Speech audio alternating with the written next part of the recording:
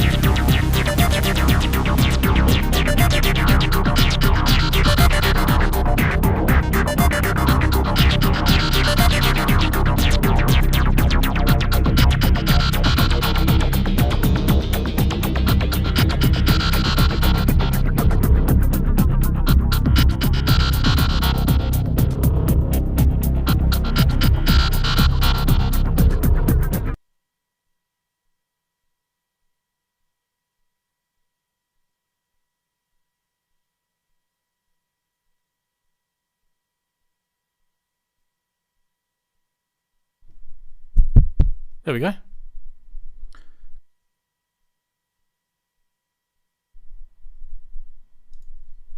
That's better. Hey, everyone. Just checking. I'm just gonna turn the lights on 1 sec.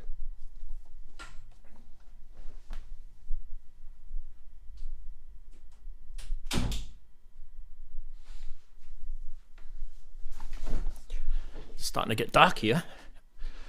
Hey, morning, afternoon, evening, wherever you guys are from. I'm just going to be doing a quick test of a few things because I like to do this stuff. Hi, Steve. Hi, Jim. Nice of you guys to join us. Hope it's you've had your cup of tea and stuff like that. What is it today? It's Monday morning, isn't it, for you guys?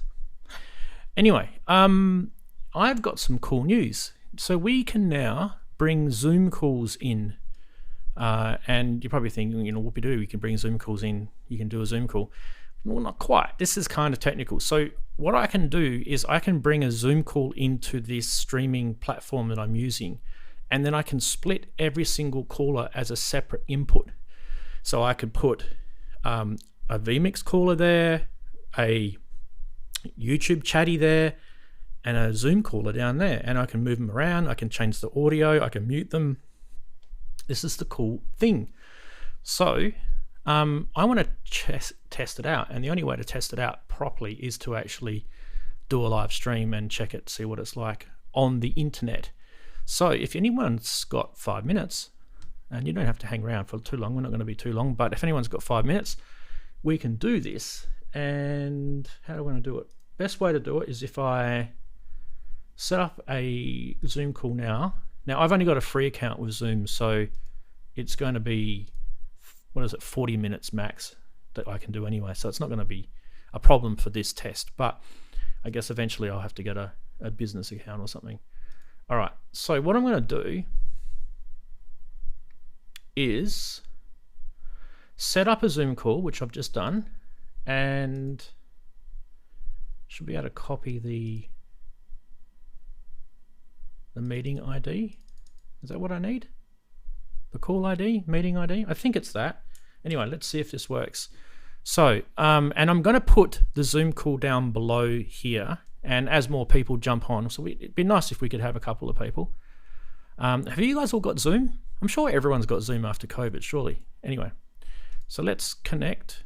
Do I need to connect? I don't know. It's not saying I do. I'm going to disconnect my MacBook from this because we don't need to.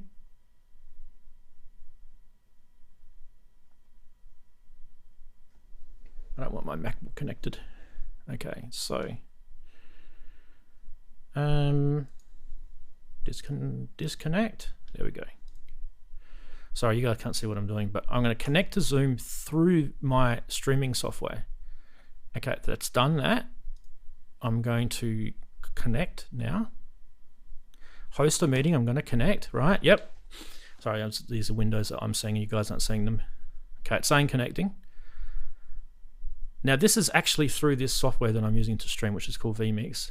Okay, it's saying connected. Now, if I open the Zoom manager, I can paste in the Zoom meeting details.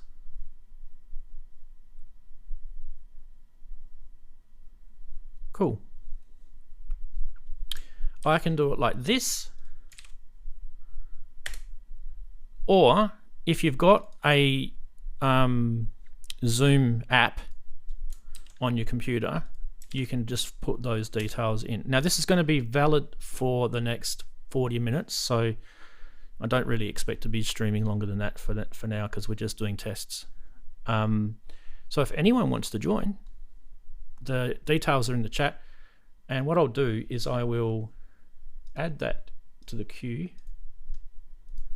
remove that from the queue, and hopefully the queue, why is it showing that? It's an old one.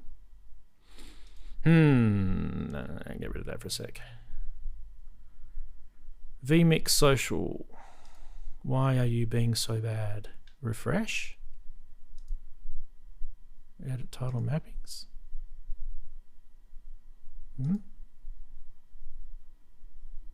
Okay. vMix social, where are you?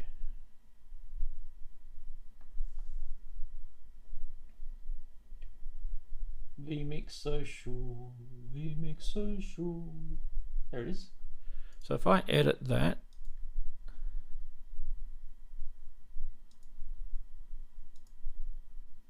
let's clear it. Data source. Cool. Right, what's happening? Still not playing ball. I don't know, I can't get the vMix social to work. Anyway, you guys have got the access to that there. Now, if anyone wants to join Zoom, the details are in the chat, which I can bring up like that. So the meeting ID and password is there. I'll paste that again without this. I don't know why it didn't do the space. That's better.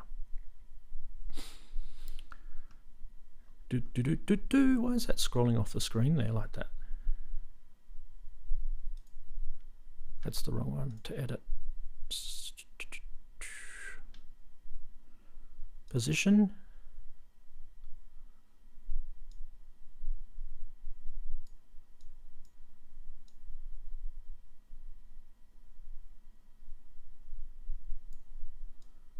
That's kind of fixed, hasn't it? That'll do. Right, so anyone who wants to join into Zoom can. No one's in yet, so that's fine. Cress is there. Okay, cool. Right, so Cress is in. And I can't see Cress yet, but I'm not sure why. But anyway, Cress is in. If I add Cress to the bottom here, let's go back to this view, merge, and I'm going to put Cress below here. So layers, that one should be guest one. Yep. So we're going to change that to Cress, which will be that one. So if Cress turns his camera on, it should show up below. Now, if there's any dramas with this, I guess Cress could tell us. His audio is on, so we should be able to hear him if he talks. Now, do I need to click start on the meeting?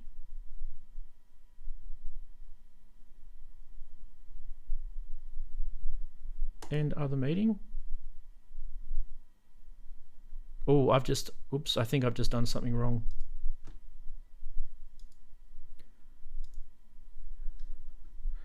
Sorry, Cress, you might have to do it again. Just give us a sec. I've just clicked the button that I shouldn't have clicked. I don't know why I did that either. Let's try that again. Okay, it's connecting.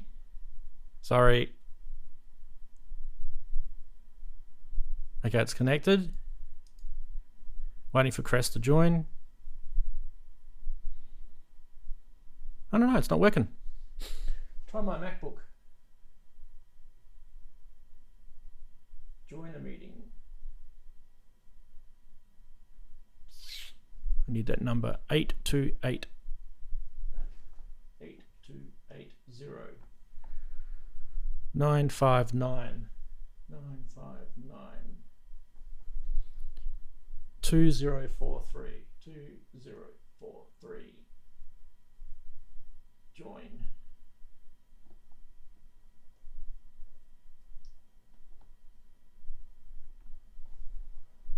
Let's see if this works.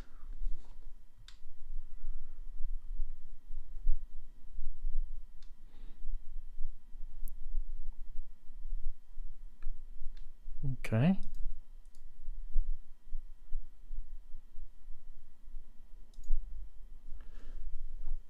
That one should work. I'm probably going to get infinite audio happening here. Yeah, this is going to be bad.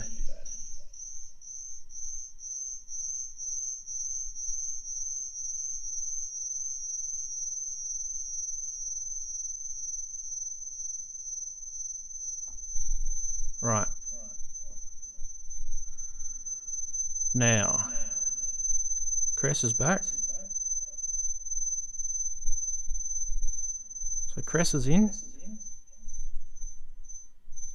According to this, he's in, but I can't get him working yet, so he's probably got to turn his camera and stuff on.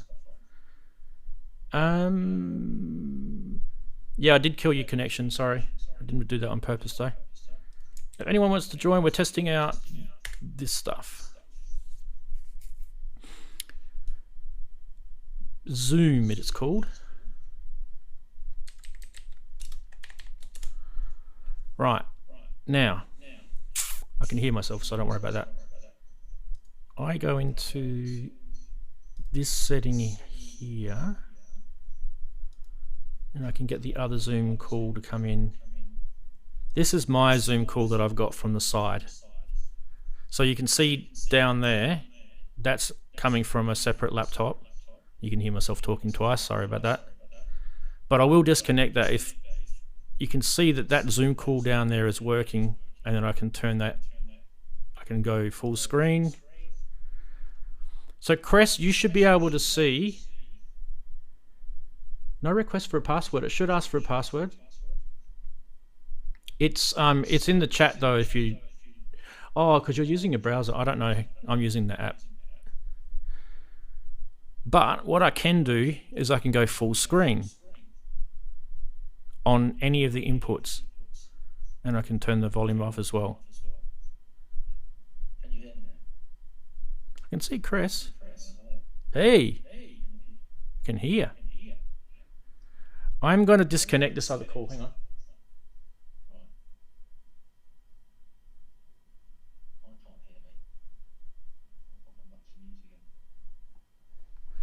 Okay, so that one's gone. Now try it now. Talk. Hello, hello, hello. Yeah, we can hear you beautiful now. So I just enabled the audio. You can, but I can't. You can you hear me though through the I can Zoom hear call? you, but I can't hear me, which is probably a good thing. That's exactly what it's supposed to do. It's called a mix minus. So what it's doing is it's bringing back this feed back to you without you in it. It's very clever. Right, that's that. I mean, I've got my YouTube tab muted, which is probably a good idea because it's out of sync, isn't it? Yeah. Now I'm just going to take that other Zoom call off, and I'm going to put, I don't know, a camera. I'm trying to understand what a mix minus is. I've been wondering what it was. Okay, that's what it is. Yeah. So you've got Mix minus me. In kind of audio world, right? You've got things called audio buses, and with the audio buses, you can do mix minuses, and with a bit of computer, digital sort of logic, you can do sort of stuff like it knows who the input is, so therefore it won't include the audio back as a loop back, if that makes sense. Okay. So that's pretty clever. That makes sense. So does your camera work? I haven't got a camera. Okay, so that's all right. But the fact that via a browser, there was no request for any password or anything. It just said join, and then the only thing I had to do was unmute, because by default your connection is muted. But you got a little. I could do something like this. I don't know if I can do it on here. If I just write Cress I need to buy a camera. in brackets Steve, and then if I do that, just give me a sec. This is like really dodgy, brothers. This is opening up Notepad, typing your name, screenshotting it, saving it. So there's no option for an icon if you haven't got a camera. There is, I can, but it's probably quicker to do it this way. Right, okay. I'll just call it Cress Head, so I've got you. Right, so get rid of that. Get rid of that.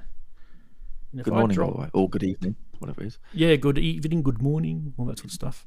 If I drop that in there, and then what layer is that on? That's on layer 85. And then I go into here where you are, I can add that as a layer. And it should just put, because you got no video, right? And I can just do that. Everyone knows it's you now. Oh, okay. Dodgy as hell, but that'll do. All right, works. Yeah, it works.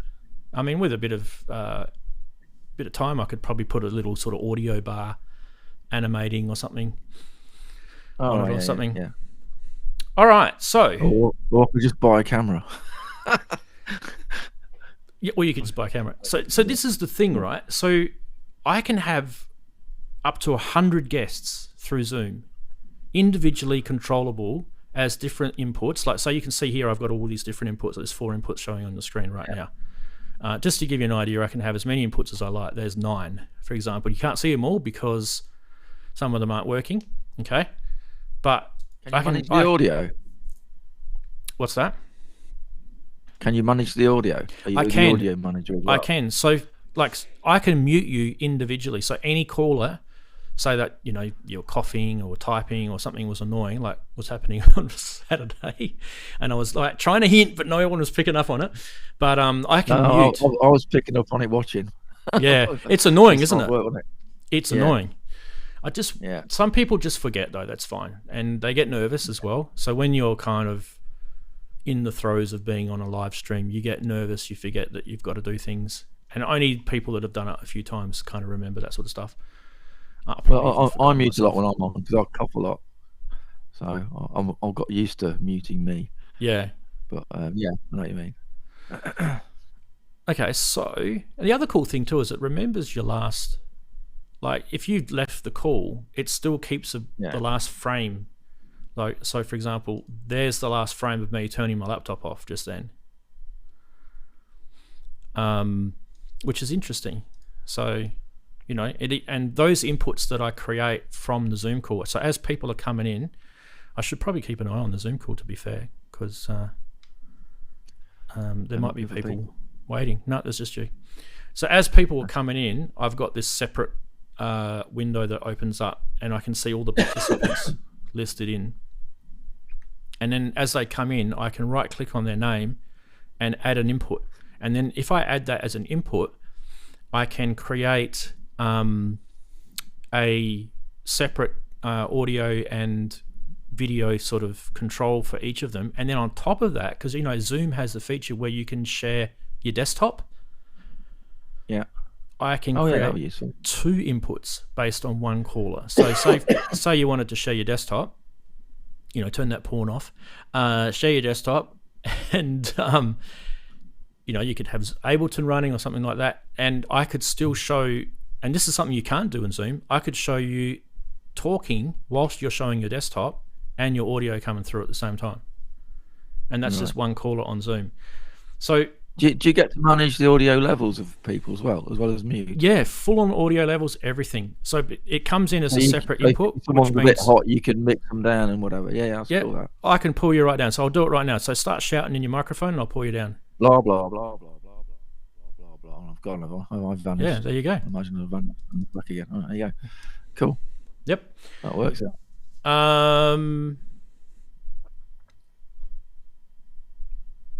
The thing with Zoom, right? Zoom's been around for ages, like since the pandemic. It really boomed, but it took off in the pandemic, didn't it? Yeah. What we couldn't do with Zoom, early days, is musicians couldn't use it because it was the videos were crap, and the audio was terrible. The audio was terrible. I was going to say, but me looking on the Zoom tab, the chat is unreadable in your little square, but that might be the resolution of your square you've selected. I don't know. But if I go over, if I'm talking on Zoom, I could pop out the chat, couldn't I, from YouTube? So I can see that. You can have a different window. So even if that's a thing, I can get around that. So that's fine. Yeah, I mean, I'm just popping windows up there just for shits and gigs. Yeah, just to populate it. Just exactly. Put stuff in. Yeah. Like I could put. So Zoom is going to allow you more guests and to be able to manage the guests. Is that your main reason why you're looking at it? Well, there's a couple of reasons. So I've been trying the StreamYard thing, and the thing with StreamYard is that it competes with the streaming software. So you really should only be using one or the other, and they don't talk. Get a crash. They don't play nicely together. So the only way I've been able to do StreamYard is by actually running it on a separate computer, and then I'm capturing the actual window of that computer through a HDMI capture card, and that's what you guys are seeing on the stream. And so when I'm doing things like, you know, like Kent is on there and he's talking about stuff, I'm maximizing his input on StreamYard, and he's not able to see anything but himself back, right? But if I maximize you on here, you can still do whatever you want. As you maximize now, you can still look at everything on your stream, and I mean, obviously you'll see me coming back with the same title, but any of the other callers that are coming, you'll still see their noggins, you know, you'll still see their faces and everything. So it's much more flexible. But this is the biggest thing. The biggest thing is you can turn with the audio settings on Zoom. If you turn off all the audio, the mic features, which, you know, disable the background noise and stuff, if you just have it so that it's just stereo and none of the audio features, it comes through at 192K, which is a reasonable MP3 sort of level audio quality, which is probably good enough for YouTube stream. And if you play a synth through that, it should sound reasonably good. I mean, we're not going to be able to, you know, ID the difference between digital and analog and crap like that. You know, we're not going to be able to do scientific stuff. But if you're listenable, it's listenable. 192K, we were listening to Napster back in the early 2000s at that, and we were happy. So it's, you know, technically it's lossless. I mean, sorry, it's lossy. Yeah. Now, how long has the call been going for? Okay, we've got. So if anyone else wants to try, but would not mind if we could get another person in. To be fair, so because I actually do want to try it out. Now, where's my details? If you want to join the meeting, I will post the. You can post it. You can try it through your browser, like Steve is doing, which is this link. It's in chat now. Or if you have the Zoom app, which a lot of people still do from the pandemic, you may have to update it if you haven't used it for a bit. You can do this way, just by putting the meeting ID and password in. So that information is in chat now, which you can see there. And I'll keep this window over here to keep an eye out if anyone's joining. So yeah, join in so we can test this out. And a big appreciation to Steve for coming in, testing it out. I mean, the audio is fine, right? I mean, you could try that if you've got a synth connected. Yeah, that's the thing. You could play your synth through there. Oh yeah, yeah. Oh yeah. If it was connected, yeah, for sure.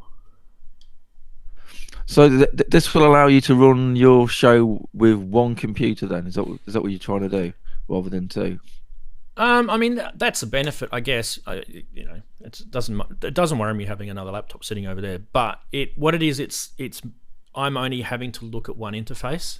So you probably notice that on the stream, if someone joins StreamYard, I have to sort of lean over here and add them in manually and things like that. Whereas with this, I can literally just look at this monitor here and I see someone popping in. No one's popped in yet, but please pop in to Zoom, by the way, Zoom guys. If they pop in, I can add them straight away. Will this also fix the infinite video thing you get when you go to your extra guests? Yes. Right. So that'll be definite. So you'd have everybody in one place, really. Everybody in one place. They're not seeing the infinite video. Yeah. Which is weird. Because when you're seeing that infinite video, that is the screen capture of the the StreamYard laptop. StreamYard. Which at the moment, I'll show you, the StreamYard laptop's running. I've got the Zoom, because I had the Zoom call running from it before. That is literally, that's a HDMI output of a Mac. So, you know, there's the Mac, there's the mouse. That's what you're seeing. But when you're running it in StreamYard, it feeds it an NDI, which is a video sort of codec over the Wi-Fi here, and it's feeding basically everything that this software is sending out, and so they're seeing that minus their own voice. So it does handle that, which is pretty cool. But then there's no way for me to control the inputs, like I said before. So I can full screen you like this. So your face would be on the screen right now if it was. I can turn you off. I can mute you. I can mix your. Oh, Josh has joined. Hey. There you go. Let's get Josh. Let's get him as a new input. So Josh is in. And what we'll do is we'll put Josh in one of those spare boxes here. So just as Josh is getting... Oh, and we've got Kev as well. Let's get Kev in. Hey, this is brilliant. They're all coming now. Okay, let's get him in. So we'll put...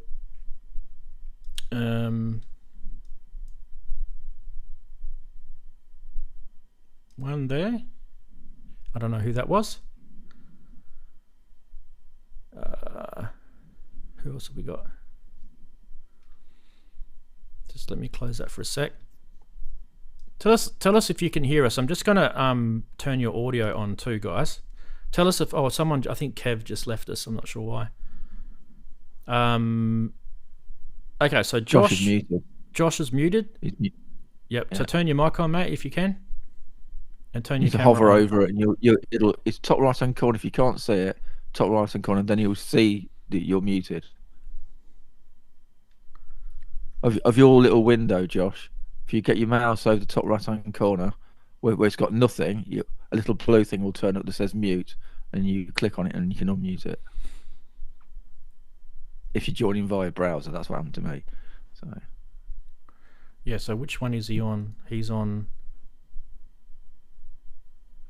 I don't know which one he's on. you trying to also lessen your load when you're trying to run a show? Because I mean, you're like you must be like a juggler, because you're not just hosting, you're producing, mixing, audio mixing, managing people, bringing inputs in, finding. You know what I mean? It's like mad, isn't it? It's mad. It is. Yeah. Hello. You've got used to it, but Hey, hello. can you hear me? We can hear you, but we can't see you. But that's all right. Wait, I can try and turn that on. Yeah. So my name's Madcap, but I'm actually Josh. That's my real name. Hey, Josh. Oh, yeah. In the chat, it was Madcap. So what we can see is the cables. Is that you? No. How do I change that? Oh, yeah. That'll be your camera. So Josh, there's his head. Hey. There's his Hello. face. Hey. And you're hearing this perfectly. 26. Yeah, it all works. Yeah, I just had to. I've got so many inputs and outputs. It's quite hard to connect it. Let me just full screen you. Because have you joined at 320p, which is the standard Zoom call? That's actually not bad. I feel that's clear enough. By the way, that's a stunning studio you've got there, bud. Cheers, man.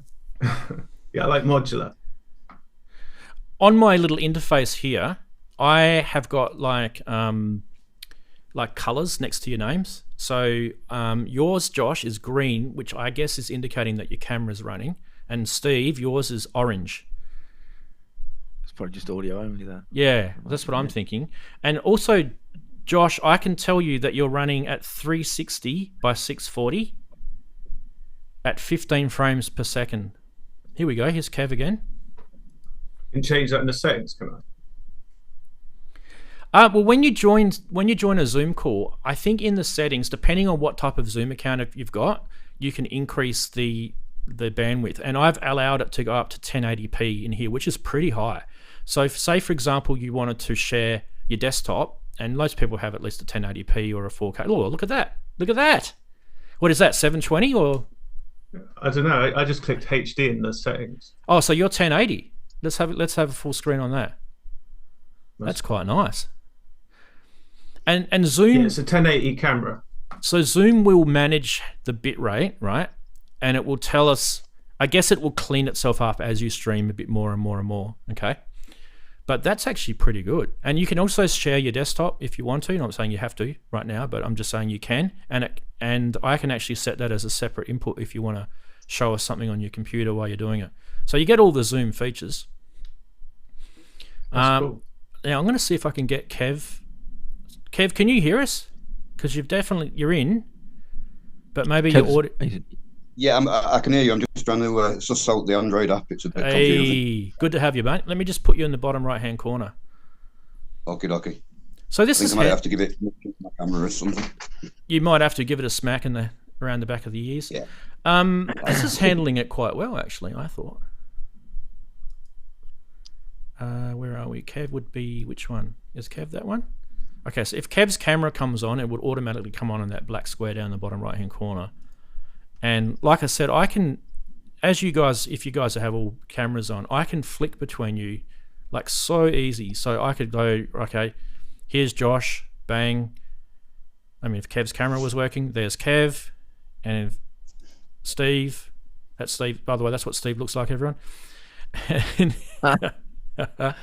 Black and white. So Actually. that's what I mean. Like with StreamYard, you can do that if you're using the StreamYard as a streaming provider on its own, but I can't then run my show and use vMix and have vMix callers come in as well.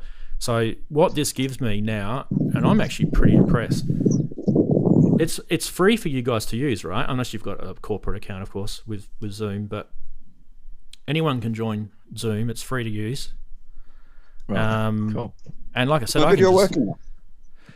I can't see it, bud. There is a button to press to start your camera, isn't there, Steve? Where is that one? Yeah, there's one for your camera and one for your microphone. So he's found the mic one. He's found the camera one. Or if you're using it for the first time in your browser, you might have to tell your browser that you're allowed to use the camera. It's one of those security. Yeah, it's probably not allowing the camera. Yeah, that's all right. Permission stuff. But we can hear you. That's the main thing. So you can shout out to people and tell them that they're idiots and stuff like that. Now, look at that, brilliant. I'm an idiot. The sharing of the desktop, I think, is a cool thing, because I know there's been a few times where guys have gone, "Oh, I want to show you something on my computer," and they haven't been able to. Have you seen the thing that Aphex Twin released, that sample brain thing? I haven't. I saw like an article on it. Yeah. It's a piece of software based on an AI idea that you can train this brain on small samples and then give it these parameters, and it recreates songs to. So you give it a song and a load of samples, and then it recreates the song with random samples, with parameters, and it's like a little interface. Little AI. So something like that you could share on your screen. Yeah. Yeah, interesting. Weird.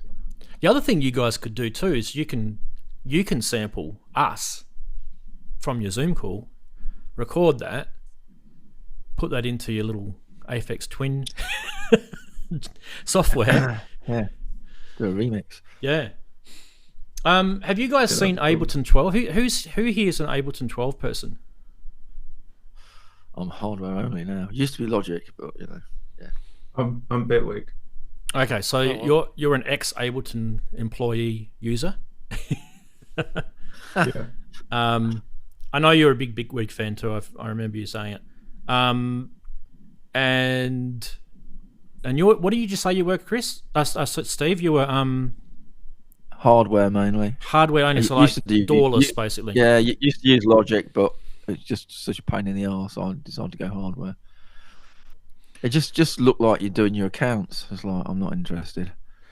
Kev, if you're on your phone or your iPad or your laptop or whatever, download the app. It's much better if you download the app. It's free to download. It'll probably force, like, it's almost like forcing you to tell. I can see you anyway, but let's try this. I get a little pop up, by the way. It says Kev has joined, and I'm going to add him to. Question: Is the app just for phones and tablets then, or is it also for desktop? No, desktops. Yeah. What does the app do anything more than using the browser version? Do you know? I reckon it would be there'd definitely be like a web browser engine in it. That's the app there on the Mac. That's what it looks like. So if you want to join a meeting, you would, I don't know where the button's gone, back. You click on join meeting like that. I'm not going to do it. You guys, and it goes full screen, and you can see everything that you guys can see in the browser. I guess there's probably benefits with the app. I'm not sure. Okay. I'm just wondering if there's a shortcut our end for muting if we wanted to mute ourselves. Because in a minute you got to, because when you're looking in your square, there's no mute button. You have to go over your own square before the mute button comes up. Oh, okay. I can show you. Let's go back to here. I'll join. Just excuse the noise. I'll join this MacBook. All right.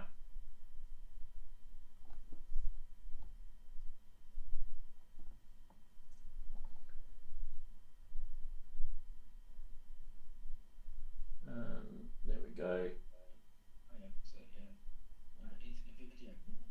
Yeah, I've just turned it off. But muting is literally just that button there. Just in the corner there. That's better. Yeah. That's better. So I can turn my camera on. Right. Now where am I? I am here. So this is me from my MacBook camera. Okay. And I'll just turn that off. So that's the app. Yeah, that's a you good benefit then, I think. Having an always-on mute button is useful. So As in available, not always. I'm going to leave that because it was annoying me. Yeah. Yeah. So I don't know. I got the beta license for Ableton 12 the other day, and I'm pretty impressed, to be honest. Now, Josh, you probably say, "Oh, this is in Bitwig already." Some of it is, and some of it isn't. Like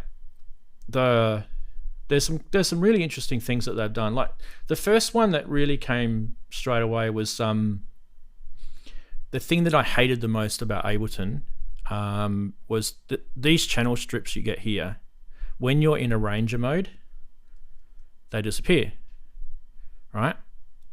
And that's all you get on the right hand side. So if is it Control Shift Plus? No, Command Shift Plus. I can't forget Option Control Shift Plus. I forget that. There it is. So that's all you get to control the channel strip itself in Ableton when you're in arranger view, which does my head in because you can't control nothing with that. It's just ridiculous. Oh, we've got video from Kev now. Why don't we just quickly get Kev's video? Hey, how are you, Chief? How are you doing? Hey. Have I also? Oh, I've got. Disappeared. Yeah, there you go. I should have sound. yeah, we got sound. Brilliant. Okay. Look at that. So this is on your phone, is it? Yeah, this is just on the Android app. Yeah. Nice. So. But even still, job done. Yeah, seems to work fine. Yeah, I can hear everything's clear. Yeah, so let's just see. Mobile. Yeah, see my dog. Oh, dog. Hey. That's why I'm usually outside playing ball with him. To be honest, if the weather's allowing. Oh, that's good. That's good of you. No, that's Right, good. Yeah. So I can full screen you here. I can mute you. Let's go full screen. There you go. Wow. I'll turn it off. Get it off. Yeah, no. My eyes. Yeah. I think the last time I did this was on some dating site. But you had less clothes on? No. Well, yeah, maybe not. There was some 70s music playing in the background. It's too early in the morning. Yeah, right.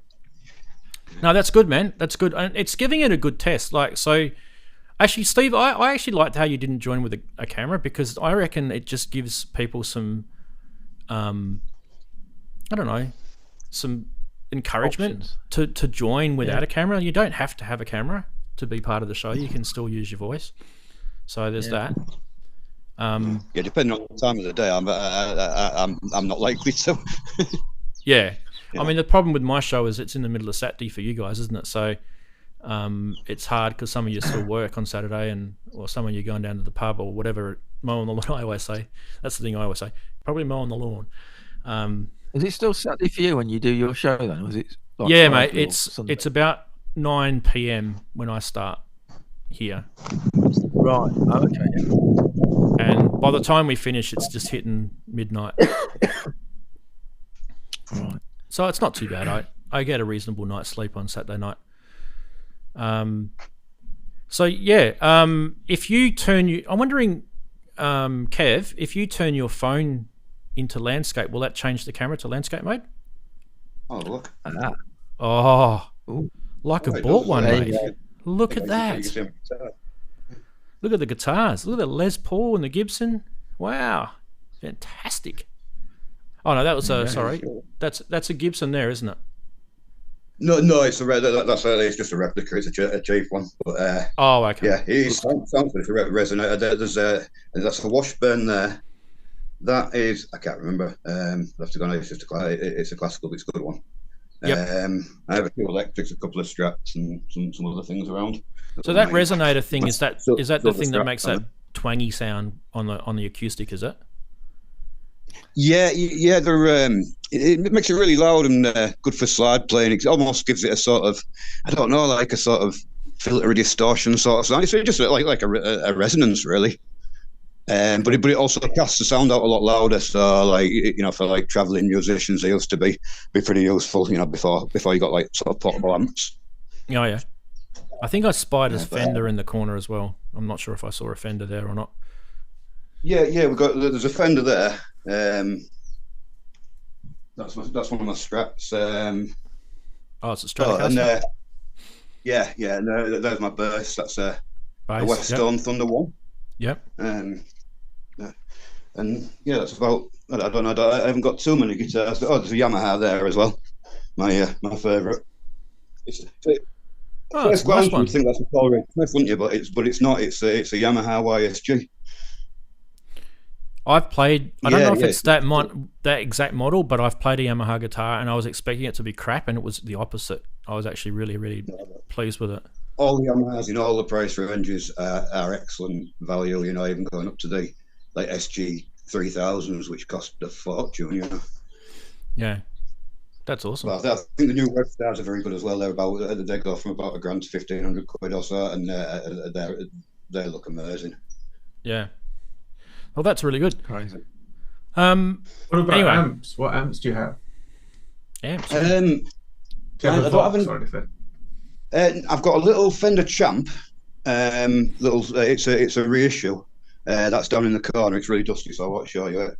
And I've got upstairs stashed away. I've got a PV5150. Oh, Mark PV. one. Alright. Nice. Yeah. Unfortunately, it's not the expensive one with it's the block lettering. It's not the I can't remember which is the expensive one, but I think it's the block lettering that's expensive, and mine is the not block lettering, but it's still a Mark 1, so it's reasonably rare. If it sounds cool, doesn't matter, does it? Yeah, I've got a repair to do on it though. It's a few years ago. I had to order a new Presonus knob because someone had dropped something on it and it sheared off. Oh, yeah. I'm a bit scared to lots of big valves, and I'm no electrician, so eventually I'll. So I mean, it's stuck on in a position I like, so it doesn't really matter. It's just like You can't adjust it. Yeah. Yeah. You want to fix it because it's not perfect, you know. But I also don't want to fry myself with a lot of it because there's some beefy valves in them. I bought this keyboard amp in the 90s because I was doing stage work, and I have to keep competing with the guitarists on stage. And I went up to this shop, and this guy goes, "Oh, you'll need this one then if you're competing with your bandmates who are playing guitar." And I went, "Oh, okay, what's this?" And he goes, "It's got a Celestion speaker in it." And I didn't know at the time. I had no idea. These Celestion speakers were in the Marshall amps. That's where they get their claim to fame. Yeah. Oh my God, this thing was really, really loud. I've still got it. It's around.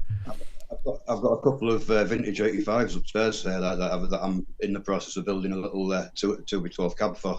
Oh yeah. Yeah. They're the ones. What were they? I can't remember. They were in some of the some of the quite famous Marshall amps back in the day. I think I got one out of a sessionette amp, which were a little combo amp, and then I ordered the other one off to match it off eBay. But by the time I finished, I should have a beastly little 2x12 cab. So that's something we haven't talked about on the show. We haven't talked about live amplification of our synths because it's just not talked about. There's quite a lot now. You've got the technology to just kind of not bother with a lot of amplification now and go through some board into the PA. Yeah, just go through the desk. Yeah, that's true. But I find you go to a different venue, doesn't matter what type of speakers they've got, the venue acoustics, it has a lot to do with it. Yeah. I've got some Roland DJ decks which are there, a little bit dusty again, and it's the dog. He brings a lot of dust in, and I'm constantly having to wipe. Blame the dog. Good one. Yeah, I'll blame my cat for the fur. Yeah, but they actually have scenes on them for the outputs. So say if you went to a venue to perform and you had to adjust all they've got built-in EQ and compression and limiters and stuff. You set it all up and then you add it to a scene. So the next time you go to the venue, instead of having to set it up again, you just switch to that scene. Yeah, I like that. That's good. Yeah. Really fun. And they've got anti-feedback as well. My mixer's got that I use when I go live. I've got a little Presonus digital mixer. And I have different venues that I set the scenes up with. Good. Because you could work. You can spend like 2 hours every time. If you're just on your own. And even if there's a sound man there, it's just nice to be able to turn up and give him exactly the same signal you gave him the last time. Well, that was the thing. Like if I go somewhere and I come back multiple times, you usually do get a comment from one of the house staff who say, "Oh, you're quick at setting up," or something. It's probably just a sort of a quick comment like that, but they appreciate it. Yeah, you can imagine all the sort of slightly amateurish, but bands who might be able to play and have good songs and or I mean, around here it's mostly cover bands, to be honest. But you can imagine how many of them don't really know the gear and things like that, and don't really know how to get a good sound. And I wouldn't like to be which is most of them. Man, really, I think I'd get frustrated. And, oh, you would, yeah. Venue owners, they hate it because they get people that rock up and they have no idea about EQing their instruments or anything, so it becomes a nightmare. I've actually got a front of house mixer down here. It's an old session. Was it a Studio Master? Oh wow! A Trilogy. See it in the light. Yeah, it's attached to my tape deck. What's that's my analog studio, but it's a little bit. It's out of action at the moment. 'Cause I need some new. Is that a Fostex 8-track? Yeah, I was going to ask. No, it's a Tascam. Oh, it's a Tascam. Okay, cool. Right. Yeah, the TSR 8. Right. Like 8 tracks on half-inch tape. Yeah. I used to have a Fostex. I don't have any tape because although I don't trust any of the old ones I've got. Because the last one I tried to use nearly destroyed the machine with like they get something called sticky shed, and all the tape ends up all over your heads. Yeah. Can you still buy reel-to-reel tape then? There's still you can actually. There's one company that's making it now. That's making brand new stuff. That's it. You've always been able to get the new old stock, but that's the stuff that after all this time. Is that Maxell? Is it Maxell? They're making them still? No, I'd have to pop onto my eBay to let you know. Yeah, because I've got an Akai unit, and I just have to fix one of the belts on it, and then she's up and running again. And I need to get some reels. Yeah. I mean, I suppose if you know the model number, eBay is probably the place. I mean, I found a guy in Spain called Tascam Ninja, and I've got there's a few bits I've got to order off him. I can't use the machine at the moment because the the problem that some gear is getting now where it turns rubbery. Yeah. Well, the actual roller tires on that are doing the same thing. Oh no. Shit. I've got to buy all new tyre rollers, which will cost me £100 or so. But at least I can find them. It's and there are people. To be fair, those tyre rollers are quite old, I would imagine, aren't they? They're like 20 years old plus. Yeah. You can't complain after like 20 years. No, I think they are actually the original ones as well. I still got the box and everything. I didn't buy it originally, but it came with the box, which is unheard of. And this crazy stand that's probably worth a bit of money. But Jim's saying. There is ATR and another company, Toman has it. Oh, Toman have it. ATR for the tapes. Whoop. Now that is probably because the meeting has hit 40 minutes. So what I do is I just go in and edit the meeting. This is the only thing because I've got a free account. So I'm going to have to probably sort this out, right? Where do we go?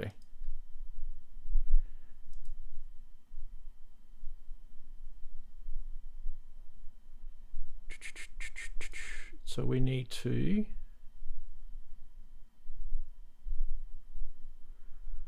where do I do it from, guys? Start a new meeting.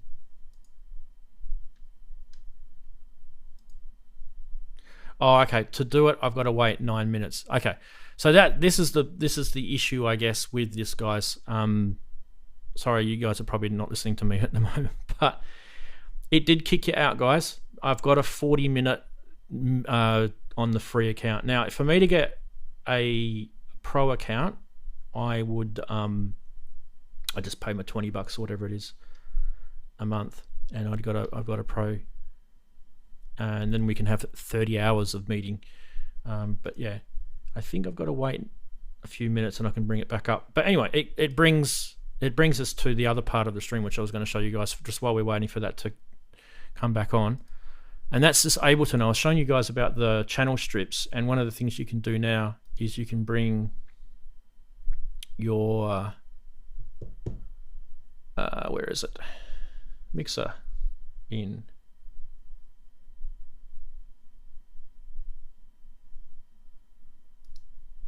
There we go. So now on the session view, you've now got the mixer controls down here, and it makes it just a little bit more usable if you're wanting to sort of adjust your mixers and stuff. You know, in here you've got these controls here. So for me, that was a big plus. You can turn it on and off as well. It's not terribly hard to do that. Give me a sec with this meeting. I'm going to see if I can get this going again. Not quite yet. A couple of minutes to go. The other thing that I really, really liked is they've created these filters now. So you can see over here, you can, as you bring things like samples and stuff in, you can add filters to everything. And it helps when you're searching for stuff now. It's one of the problems with Ableton was that they had really, really bad search for stuff. If you were looking for something, it was pretty bad. So that's a really, really cool thing. And there's a whole bunch of extra CV stuff for those who are into Eurorack, which I can go into on a show when I do a proper show about this. There's the tunings and the grooves system over here, so you can add tunings in. So these are all the different tunings you can choose from. There's stacks of them, and anyone who's into special types of tunings will recognize some of these, like the Biardi or the Rast. You know, different parts of the world. Templates are handy, which this was in Live 11, I think, the templates, but they've improved the templates a bit too. So any setting that you do, you can actually save it now as a template, or you can actually save it as your default set. So every time you open and close Ableton, that's something that's been in there. Let me just see if we do this meeting again. Not yet. Give it a sec. Right. So yeah, I mean, this is what happens. You guys would all still be here if the meeting was still on, right? So that's what happened. You guys will just disappear. It just kicks you out, no warning. I'm just going to bring in a set that I've got some audio in. Okay.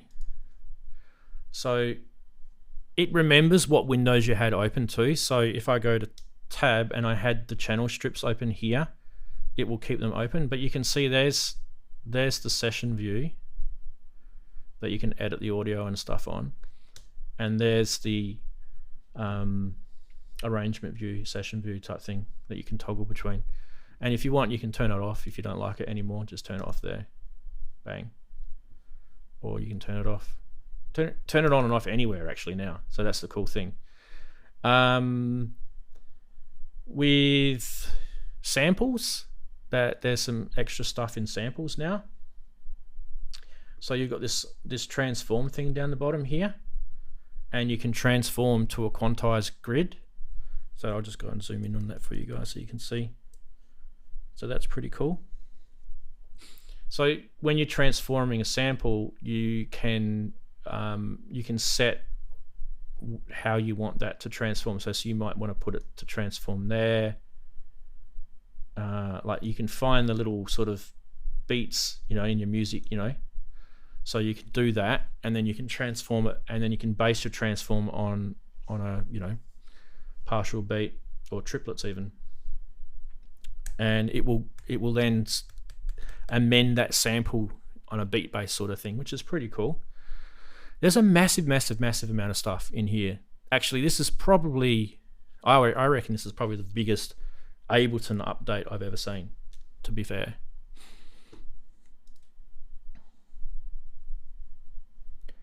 Still waiting. Yeah.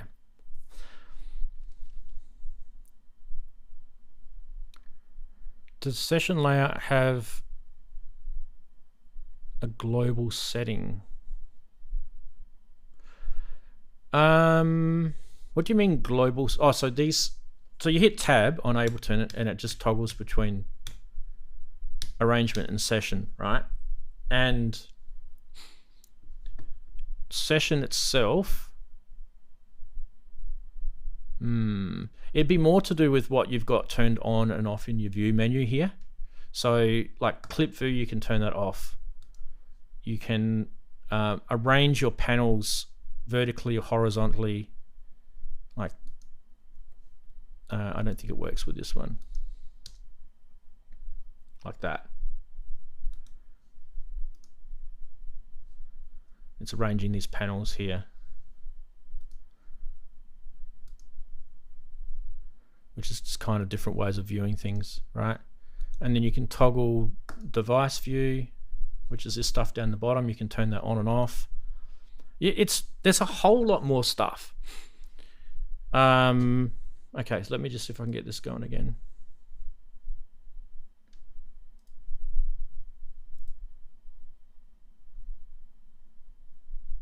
Two minutes, and I'll be able to start the Zoom call again. Just wait 2 minutes, guys. Full screen, which has been there for ages. The second window is another way of, it's been there for ages as well. And with Mac, you get, you know, your trackpad and 2-finger swipe will go between the screens like that. So that, I mean, that's been there forever with Ableton. Personally, I never used it, so I didn't really like it. File manager's improved. So that's all kind of like different things. Now, envelope editor has improved. This used to be a bit of a pain in the ass before, and that's improved. I haven't had to play with it yet, so I'm not going to go into it. Groove pool is a new thing. So you've got this groove thing over here, and you get you can set your music up to these different groove pools. So you can have jazz or percussive or quantized based on that, or you know, rock, swings. So that's kind of interesting, and I haven't had a chance to play with that. I wouldn't mind playing with that because sometimes my music can be a bit bad. Come on, let me back in, you bastards. Okay, one more minute. Now I was going to get up. There was a thing that I had somewhere where I could actually read to you some of the other features, but I don't know if I'll bother reading to you. It's pretty boring. But there is a new synth in here, and it's called Meld, I think. So let's get that up. Let's go back to a new default set, and let's bring Meld in.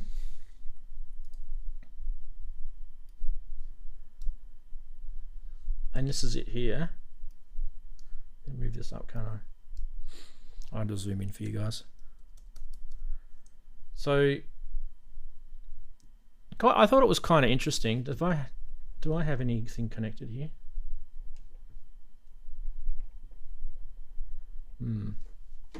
Probably need to plug my thing in.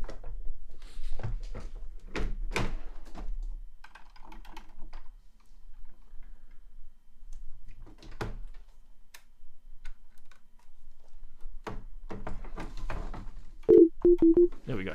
Sorry, I just had to reset something. Okay, so you've got basic shapes for your oscillators.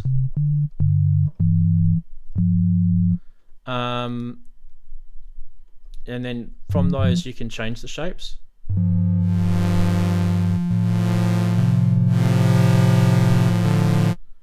Like this. Dual shapes. Detune them.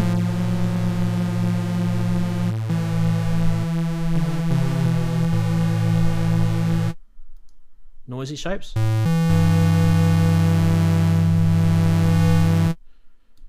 Square sinks.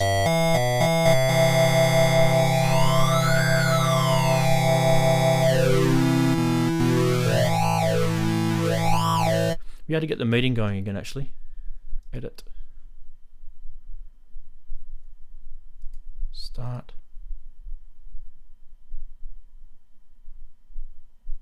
Okay, cool. Meeting's going again. All right, let's get this guy up. Click here to connect. Oops. Refresh.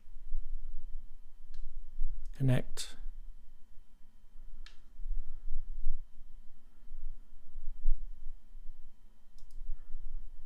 Okay, so Zoom is going again, guys, if you want to join back in. Same password and everything. I'll just copy it for you again. There's that. Or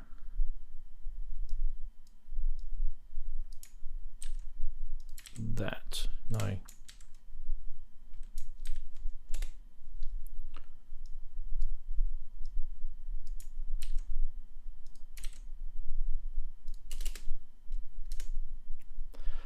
Kev's in. Which one was Kev on? He wasn't on the first, he wasn't on the second, I think he was on the third or the fourth. I think it was that one. Okay, Kev's in. Alright. While you guys are joining back up, the meeting's up again. Anyway, so this is the synth. Have I lost me MIDI again?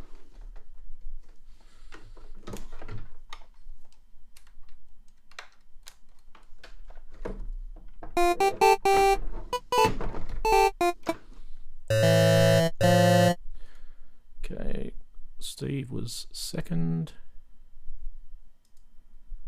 Audio.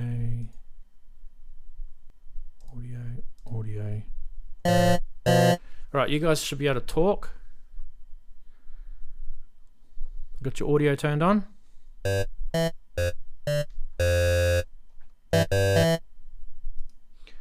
Anyway, there's a whole bunch of different oscillators that you can have, like chiptune.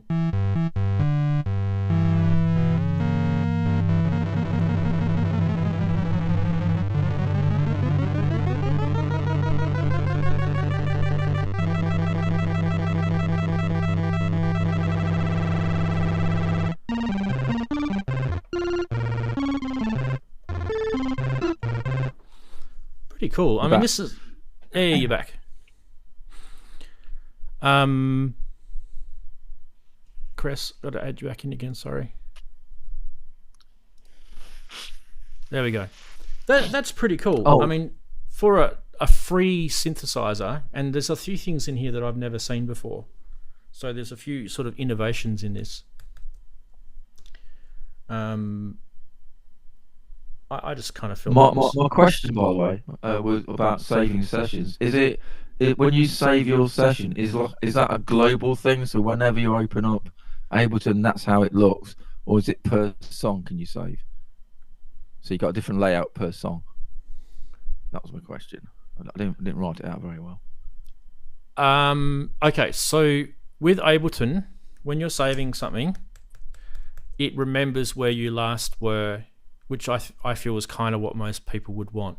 So if you're working on one song, and then you were doing something in that song, and then you went and opened another song, and then saved that, and then came back to the previous song that you were working on before, it remembers where you last were. So it does kind of save a state in that sense, and it also will. So say how I've got these windows and things open and closed. You know, you can turn things off. So if I was to turn off that mixer view there, bang, and I was to save this, we'll just call it. We'll call it test. Right, testicles. And then I was to open up another session. Okay, you can see that that's back there, but that's a different session. Yeah. If I am to go back and open up test, it's back to where I was. Cool. It's also back on the track that I was currently working on, and any state that was on as well. I think that's what you mean, isn't it? Yeah, it is. It is. Yeah, that's cool. So if you wanted a default state for whenever you start a new session, you'd have like you'd probably save a session as start as your song. That's where you always start your new session from. And then you call it whatever your song when you actually go and save it. That would make sense, wouldn't it? Yeah. So what I do is I set up like if I go new live set, which is up here, or Command N, you'll notice that it's got already a whole bunch of tracks and MIDI and. That's how you like it. Yeah. So these are all the default interfaces that I like to be already set up for myself. In fact, I could probably have a few of these, but there's also templates as well. So you click on templates, and you know, I might have an 8-track template or a podcast and radio template. There's a whole bunch of templates that you can do. So it's pretty good. It's pretty Should good. be back now. You are. There you go. Look at that. He's back. He's back. Josh has asked, do you use your ES9 aggregated with another audio interface? What he's asking me is my ES9, which I don't actually have an ES9, I have an ES8. It's an ADAT module by Expert Sleepers. Basically, it's like a Eurorack audio interface, right? And do I use it with another audio interface? So the answer is yes. I use my RME Digiface, and I connect everything up to it via ADAT. I also have an ES3. So I've got the ES8 and I've got an ES3. So they're kind of like, when you're looking at the Expert Sleepers kind of product range of ADAT and audio interfaces, this is for Eurorack modular guys. There's an ES9, an ES8, and ES3. And depending on what you want to do, if you're more of a USB guy, if you're more of an ADAT guy, it would depend on what you want to do, right? In my case, I picked up the ES3 really cheap from a guy here in Australia, and it was just dirt cheap, and I just went, I'm grabbing that. Because I already have you can get these little expander modules that go with these things that give you more inputs and outputs on the side. And they're just little ribbon cable connectors underneath. So with the ES3, if you connect the ES3 up with the expander called an ES6, it gives you 8 ins and 8 outs via light pipe ADAT, and then you can go into the ES8 via the 2 ADAT inputs, and then you can bring your ES8 into your DAW via USB, and you literally get 32 inputs and outputs from Eurorack, and it's all digital, and they're all DC coupled, which means that you can record CV in your DAW. Recording CV, it's for you, Steve, because I know you love this stuff. It means that if you want, you can record modulation, not just audio, and you can play that modulation back.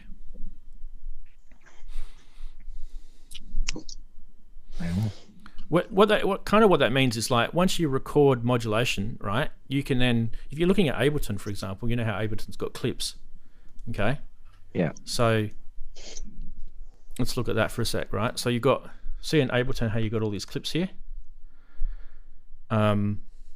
Let's pretend all of those clips there were modulation. They were all recorded modulation. I could grab that, copy it, paste that over here, and now I've got the same modulation, and I could send those, instead of it sending it to my main master, I could actually send it to an external out like that, and that could be an Expert Sleepers module that I'm sending it directly to, and then I could pick that external out audio out. It's an audio thing, right? But I could then pick that up and then modulate something in my Eurorack that I've recorded as CV. It's pretty cool. Like, it usually stuffs with people's heads a bit when they first kind of learn this stuff. But when you think about it, like, someone at one stage has gone, wouldn't it be cool if I could record that LFO? Or wouldn't it be cool if I could record that envelope in its cyclic manner? And most people would go, I didn't even realize you could even probably do that. And that's the cool thing, you can. So, and it records it like audio, but it's recording the waveforms, right? So, and that's what DC. Does it differ from motion capture on a little Volker or something? Well, it's basically the same thing when you think about it, right? So motion capture is basically, it's a digital manipulation, because it's digital, but it's basically the same thing. You picked it up. Yeah. Now, which one was Josh on? I'm just going to add him to a new one. Bugger it. Okay, Josh is in. How did you land on Ableton, by the way? What were you using beforehand, and why did you choose Ableton? We're talking on Saturday about the Microkorg, and I was saying that I've had mine since like 2006 or whatever it was. When I bought it, Korg gave me an Ableton Lite free, voucher thing. Yeah. And I literally just put that into the computer and downloaded it, and I was kind of hooked, to be fair. Okay. I've got the same story. I bought a Launchpad Pro for the sequencer. Yeah. And then I watched a YouTube video showing the Ableton integration, because I got a copy of Light with it, and I thought, wow. And so I bought Ableton. And then a few months later, even though it was dodgy, because I bought Standard. And then a few months later, they had a half-price offer on Suite. So I had to go through the ball ache of actually selling Standard on I think I sold it on eBay, and then use that money to buy Suite at half price. So it only cost me about 50 quid more to get Suite than it had, than I got back for Ableton. So it was worth doing for Standard. Sorry, so it was worth doing. Yeah. I mean, I upgraded to Suite at, I think it was 9. So it was a couple of versions ago. And the only reason why I upgraded to Suite was, I think at that stage you could get Max for Live as a separate thing, I think in the previous versions. And then they kind of made this thing, if you buy Suite, it came bundled with it. And I think it ended up being cheaper that way. Yeah, you can still buy the Max upgrade without having Suite. If you don't want all the Ableton branded stuff and you just want to use third-party things or write your own. Yeah, what's the name of that company that do it? It's a weird name, isn't it? It's like Cycling 74. 24 Trees or something. It's like a weird name like that. No. Yeah, it's Cycling 74. That's it, Cycling 74. Yeah. Yeah. I don't know whether there's a connection with that to England, because that's the year that the Tour de France came to Britain. Oh, it would definitely be. And I wouldn't be surprised if it was some guy that had. I know it's a year I was born as well, so I know. Oh, you're a young pup, mate. Yeah. I don't look it, but I am. Yeah. So, Josh. So I don't know if you understood what I meant, but with the ES8, it gives you the 2 light pipe connections or the USB connection. But there's a kind of a little hack. If you have an ES3 and you're going from the ES3 in and out light pipe into the ES8, you can still use the USB audio interface connection into your DAW. So you're actually getting all the I/O of the ES8 plus all the I/O of the ES3 going through your USB connection, which is it's insane. I showed it on a stream, I think it was late last year when I was mucking around with it. So you can have a look. If you go back over the streams, you'll search for the ES3. It'll be on there somewhere. So your ES8 is ADA into your back of your Digiface, and the ES3 is ribboned into the ES8. Well, at the moment, is that how that works? Well, kind of, but it's so. What I've got at the moment is the ES3 is disconnected, and I've just got the ES8 only connected in, and I use that into my Digiface.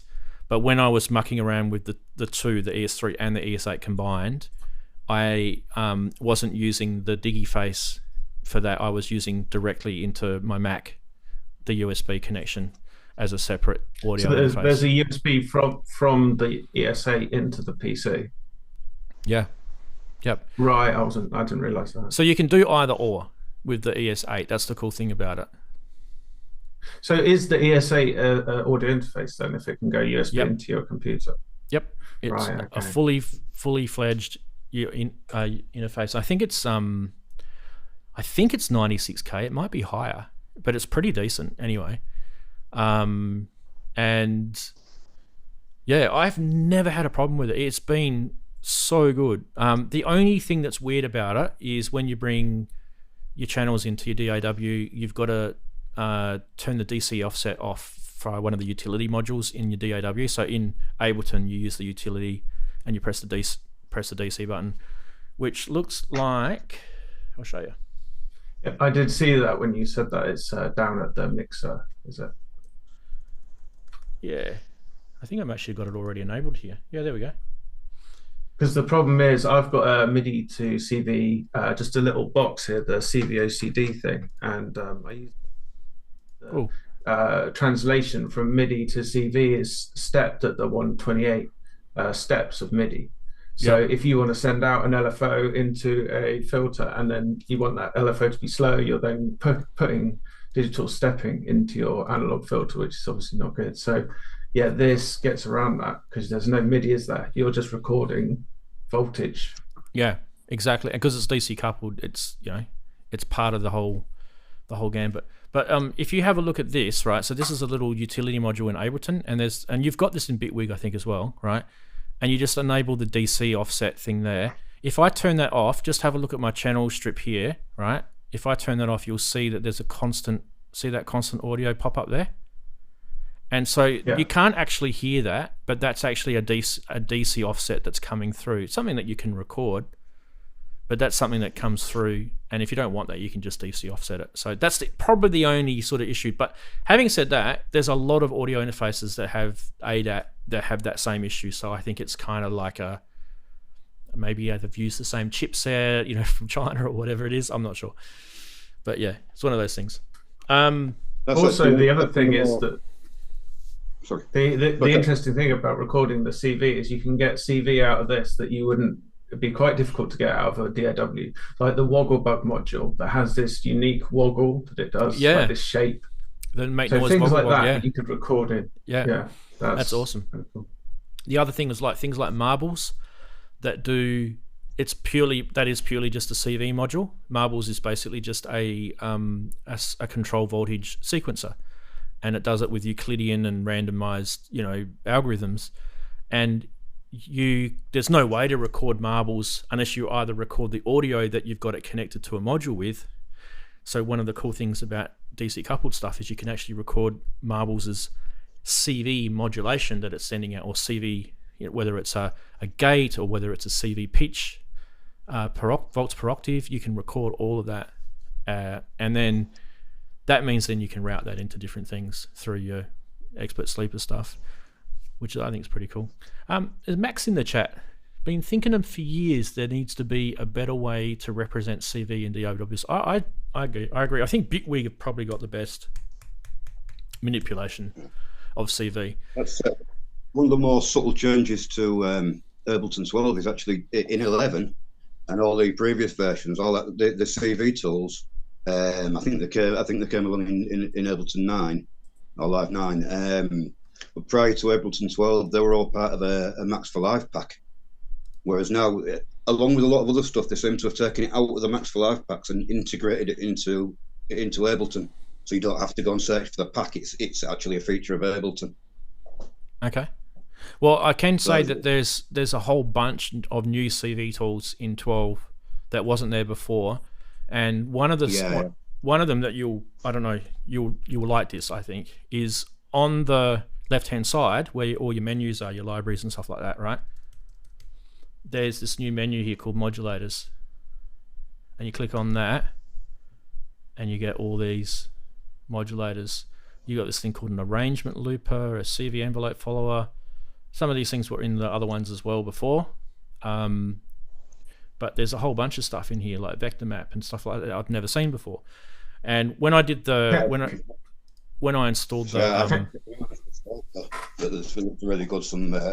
They have a free thing that you get with any of the purchases. I think you get it free anyway. And you download it. And it's basically a modulation pack. XLFO or something, or X. Yeah, there's a number of them. Yep. Yeah, really, really good. There's a sample and hold in there that's really useful, which Ableton didn't have prior to 12. I don't think. I don't know if it does now actually. There was this thing that I was. Can you plug those into your mixer, the modulators, like parameters on the Ableton mixer? Because that was an update in Bitwig that everyone's excited about. You can plug modulators into the mixer now. I don't know yet, but I've had this for 3 days. I'm not sure, but not sure is the answer. Let me just go. With Ableton, you'd stick them in a rack or something, And that's kind of the way of working with Ableton. You take your modular and stick it in a rack with your instrument or whatever else, or your CV tools. Now I was looking at this the other day. There was some sort of weird gate. I can't remember if I can find it now. Anyway, it's gone. There was some sort of GUI gate thing that you could get in 12. I haven't been able to find it again since just then. Maybe it's gate. Yeah, here we go. Oh yeah, I did say I don't think I've come across it. I haven't got my I haven't got it up at the moment. This might be it here. A trance gate, is it? Is that it? Yeah. I'll try this one and see if it's this one. Yeah, it's this one. Okay. Have a look at this. This is really cool. So yeah, there's quite a few of these things I haven't even tried because I've already got Mac's devices that do it. It's like all the scale stuff. I think Ableton gives you 30 odd different scales, but the Manifest Audio system gives you 57. So I already got it covered. So I think that this is part of the buffer shuffling audio effect, and it does have a delay between what's live and what's coming through this. So that was the sort of gotcha with it. But what's cool about it is that you can set you can set the number of steps. If I go to like a new one where there's nothing on there, you can have 2 steps all the way up to 32 steps on this. So if you say you want to 16, and then this is the gate part of it. So you can say, okay, I want to have every second gate off like that. But then I might want to have, a little shuffle there, right? And then you might want to modulate endpoints of this sequence. Like tell it that you want to set an LFO to the amount of steps or something like that. That would probably you probably use you can use automation on top of the modulation, so you can turn it on and off with automation. So see that. Quite fun. See how I just clicked on that steps thing and see. So I'll go off now. See when I click on it, little sort of squares around the edge go on. That means that's automatable. That whole thing. So I can now automate that with some other form of modulation. So yes, there's your answer. Yeah. But I've got stuff that'll only modulate it between a certain range of MIDI notes and things like that. There's all sorts you can do. Yeah. And then you can do pitch and shift and amp and panning. It's really cool. Like this is just a really cool little thing. The only thing in real time, so you might want to go into processed delay compensation settings. Yeah. Usually you do have to adjust them in Ableton to get it working. Like zero latency sort of thing. Even if you've got a pitching computer, like I'm sure you have. Yeah. So you would set it to be a bar delayed or something. And then that would all sync in nicely. Yeah. See, it tells you how much your round trip latency is, and then you basically set the compensation to compensate for that. But there's also individual track delay compensation settings now. You probably need to look further into it than I can explain just now. But it's you can turn all that on. You can tweak it around. Yeah, you can turn all that on down here somewhere. There's a whole bunch. There's also zero latency or reduced latency whilst monitoring. If you haven't seen that setting, you can turn off all the inputs, can't you? So that it just has zero. Yeah, you can. Thing I do is I send out a MIDI run to my modular so that I delay my modular to the MIDI delay. So everything's delayed to whatever the MIDI latency is, and that's the way I found the best way because it is difficult. Yeah, you can do that. You can do that inside Ableton, really, because it's got you have something called an external instrument, which basically would be well, I suppose with the CV tools. I don't know because I don't do a modular. I don't know whether you have to use the CV tools and an external instrument. But with the external instrument, you've got all delay compensation, things like that built into that track. You're still here, aren't you, Steve? Steve? I am. Awesome. Yeah, I'm here. Okay, cool. Just wanted to make sure we haven't put you to sleep or anything. Almost in a coma, but still managing to keep my eyes open. Anyway, I think this has been a bit of a success. I'm probably gonna. I reckon we should use this. Obviously, I'll organise the account so that it doesn't stop the meeting halfway through. That's going to be a bit embarrassing. We'll sort that out. But I think this is easy. You guys, you've probably used StreamYard before. StreamYard's easy to use, but I don't think it's any harder or. They're both pretty similar. I think everyone's used Zoom, so. I've never got StreamYard because I'm usually on a Saturday. I'm on my phone, and I might have the telly on to listen to you, but I'm typing on my phone. I only go on my computer when I'm actually creating music. I don't sit there and use it for social media. It's a thing. Yeah, I know this, and because some people, they talk to me during the week and they say, look, I really want to come on your show, but I'm on a bus or I'm at work, or one guy, he talks to me quite a lot, and he he drives trucks for a living, and he's like halfway across Australia on a truck, and he's watching my show. Yeah. And he goes, don't tell anyone, I'm not supposed to be watching your show while I'm driving a truck across at 100 kilometers an hour. Yeah. He's just listening, really, though, isn't he? He's not really watching. Yeah, we won't mention names. But yeah, so a few things I want to test out, but we'll do them another time. I want to test out that screen. We'll do that another time, I think, and then the audio, getting your synth through and see how that sounds. But we tested out the 1080p. Thanks, Josh, for doing that. That was good. I mean, that's definitely nice and clear. As well. Yeah, So, You can almost see my patch. Always work out what's going on. yeah. if the That's the Android thing. app works, you can be pretty sure that the iOS app will work. Yeah, I have to come up with a better looking title for you, Steve.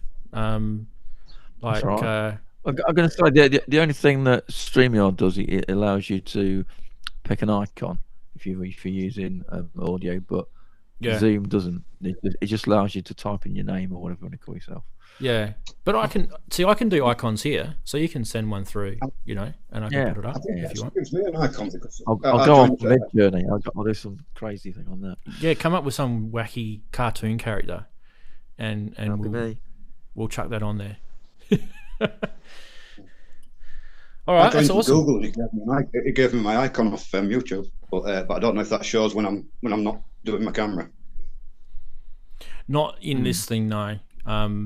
Yeah. So I mean, connect to because that. this is a plug-in to this software, there is a limitation to what I guess features that they've given me in here, but it's pretty good. I mean, this is excellent. Like controlling the audio, controlling the video. If someone goes rogue and is starting to shout at someone, I can just mute them. That sort of stuff. It's pretty cool. And you guys are able to come and go as well. Like, you're able to come and go as you please, and it doesn't interrupt the show at all. That's the other good thing about it. You can like duck out and come back in again if you need to. Oh, okay. Yeah, That's cool. So like if you're at home, you have to duck down to the shops or something. I'm off to McDonald's in a minute to get some food. I can't go off to cook today. I'm doing Monday McDonald's. Monday Macca's. Easy. We call it Macca's over here. Oh yeah, it's cheap. Everything's abbreviated in Australia. You'll work that out. No washing up. Perfect. Yeah, awesome. All right, guys, I'm gonna give it a rest now. I think that's a win. We'll put that down as a win. And you guys are awesome. Thanks for giving us a bit of your time. Yeah. Enjoy the rest of your week. Nice to meet you all in person. Yeah. You too. You too. Have fun. Get some synth stuff happening. Record all that sort of stuff. Be nice to your mum. Yeah.